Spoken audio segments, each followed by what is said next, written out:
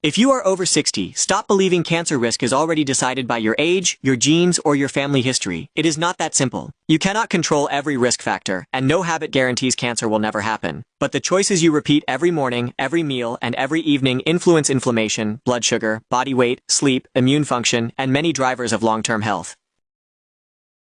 Most people fail because they try to change everything at once, get exhausted, and quit. Today, I will show 5 realistic habits for adults over 60. These are practical, evidence-informed actions that may help support a healthier body and reduce avoidable risk over time. Stay until the end. The number 1 habit is often misunderstood and must be approached safely, especially if you take medication. Tell me your age and which health issue concerns you most right now. Low energy, poor sleep, weight gain, high blood sugar, or something else. Now let's begin with habit number 5. Habit number 5. Reduce ultra-processed foods without trying to be perfect.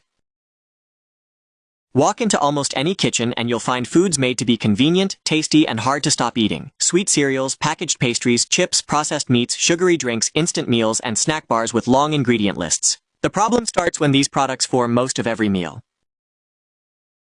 After 60, your body may respond less efficiently to refined carbs, added sugar, excess sodium, and low-fiber foods. Muscle mass can decline. Blood sugar control can become harder. Digestive health can change. If most of your diet is heavily processed, it's harder to get enough protein, fiber, vitamins, minerals, and protective plant compounds.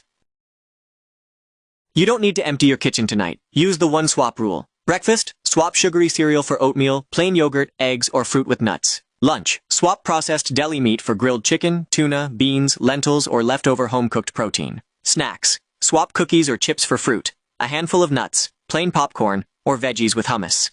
Dinner, make half the plate vegetables. Add a sensible serving of protein, and choose potatoes, brown rice, or beans instead of packaged food as the main event. The goal is not perfection. The goal is to make whole foods easier to reach than processed foods. Favor foods that resemble their original form. An apple over apple-flavored candy, oats over a sugar-coated bar, chicken over processed meat, water over soda. These changes can support healthier weight, digestion, blood pressure, blood sugar, and may help reduce chronic inflammation. Don't call foods poison. Think frequency. Some foods are daily, others occasional. Your first action, identify the processed food you eat most often and replace it once per day for the next 7 days. Habit number 4. Protect your sleep like a medical appointment. Many adults over 60 accept poor sleep as normal. They wake repeatedly, use screens in bed, drink caffeine late, and feel exhausted. Sleep isn't wasted time. It's when the body performs essential maintenance. Sleep supports immune function, memory, hormone balance, appetite control, and recovery. Poor sleep doesn't mean you will develop cancer, but long-term disruption can contribute to weight gain, insulin resistance, depression, reduced activity, and weaker resilience. Start with consistency, not supplements. Choose a wake-up time that works for your life and keep it steady, including weekends. A stable wake time trains your internal clock. Create a 30 to 60-minute wind-down period. Lower lights, reduce screens and intense news, and repeat a calming routine that tells your brain the day is ending. Keep the bedroom cool, quiet, and dark. If you wake at night, use a dim light. Be cautious with caffeine after lunch. Coffee, strong tea, cola, energy drinks, and some chocolate can interfere with sleep.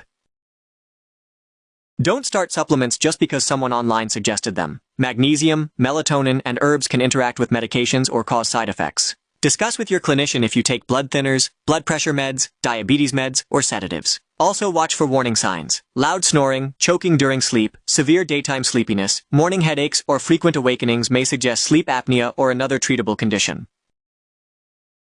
Your action for tonight: choose one fixed wake-up time and stop using bright screens at least 30 minutes before bed. Habit number 3. Move after meals and break up long periods of sitting.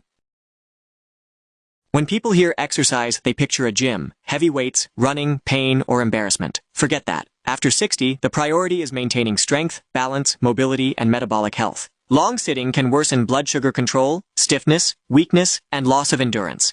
Regular movement helps muscles use glucose, supports circulation, protects independence, and can improve mood and sleep. You don't need to become an athlete. Start with a 10 to 20 minute walk after your largest meal at a pace that makes you breathe a little faster but still speak in full sentences. If outdoors isn't possible, walk indoors or follow a safe chair-based routine. Use the movement break rule. After about an hour of sitting, stand for a few minutes. Stretch, walk to another room, refill water, or do gentle heel raises holding a counter. 2 or 3 times per week, add simple strength work if your doctor says it's safe. Chair stands, wall push-ups, supported squats, or resistance band rows. Muscle matters for blood sugar, joint protection, balance, and independence. But don't be reckless. Get medical guidance if you have chest pain, severe shortness of breath, dizziness, uncontrolled blood pressure, recent surgery, advanced arthritis, or a history of falls. Pain is information. Mild effort is normal. Sharp joint pain, chest pressure, or sudden weakness is not. Your action for today: walk for 10 minutes after one meal. If 10 minutes is too much, begin with 3. Consistency beats a single exhausting session. Habit number 2. Reduce chronic stress and social isolation. Stress is not just in your head. When you feel threatened, overwhelmed, lonely, or constantly worried, your body changes. Heart rate rises, muscles tighten, sleep lightens, appetite shifts. You may crave sugar, stop exercising, or lean on alcohol or tobacco. Short-term stress is normal. Chronic, uncontrolled stress is harmful. Be precise. Stress alone is not a proven direct cause of most cancers. Saying, "You got cancer because you were stressed," is cruel and unsupported. But chronic stress can damage health indirectly by disrupting sleep, increasing unhealthy behaviors, worsening blood pressure and blood sugar, and reducing motivation to attend screenings. For adults over 60, loneliness can be especially damaging. Retirement, bereavement, reduced mobility, and family changes can shrink your social world without you noticing. Create small, repeatable moments of recovery and connection. Start with 5 minutes of slow breathing. Sit comfortably, relax shoulders, inhale gently through the nose for about 4 seconds. Pause briefly, exhale slowly for about 6 seconds. Don't force breath holds if dizzy. Repeat for 5 minutes. You can also walk without your phone, pray, journal, garden, or speak with someone you trust. Connection is medicine. Call one person, join a walking group, attend a community activity, visit family, volunteer, or see a counselor if grief, anxiety, or low mood affects function. If you feel persistently hopeless, unable to enjoy anything, or overwhelmed by anxiety, speak with a healthcare professional. Mental health conditions are medical and treatable. Your action this week: schedule 1 social contact and practice 5 minutes of slow breathing each day. Habit number 1. Create a consistent, sensible eating window. You may have heard fasting starves cancer or guarantees autophagy. Those claims are oversimplified. The body does perform repair and recycling, and meal timing may influence metabolism, insulin sensitivity, and circadian rhythm. But we cannot honestly claim a specific fasting schedule will prevent cancer. Many adults eat from early morning until late at night across 14 to 16 hours. Late night snacking can worsen reflux, add calories, disrupt sleep, and make blood sugar control harder. A practical eating window creates structure. For many healthy adults, a 12-hour overnight break is a reasonable start. Dinner by 7:30 p.m., breakfast after 7:30 a.m. This is not extreme fasting. It's ending late-night snacking. Protect muscle mass. Skipping protein, undereating, or losing weight too quickly can cause weakness, falls, and frailty. A fasting plan that reduces total nutrition is not a health plan. This habit is not appropriate for everyone. Speak with your doctor before changing meal timing if you have diabetes, take insulin or blood sugar lowering meds, have kidney or liver disease, are underweight, have a history of an eating disorder, are receiving cancer treatment, or take meds that must be taken with food.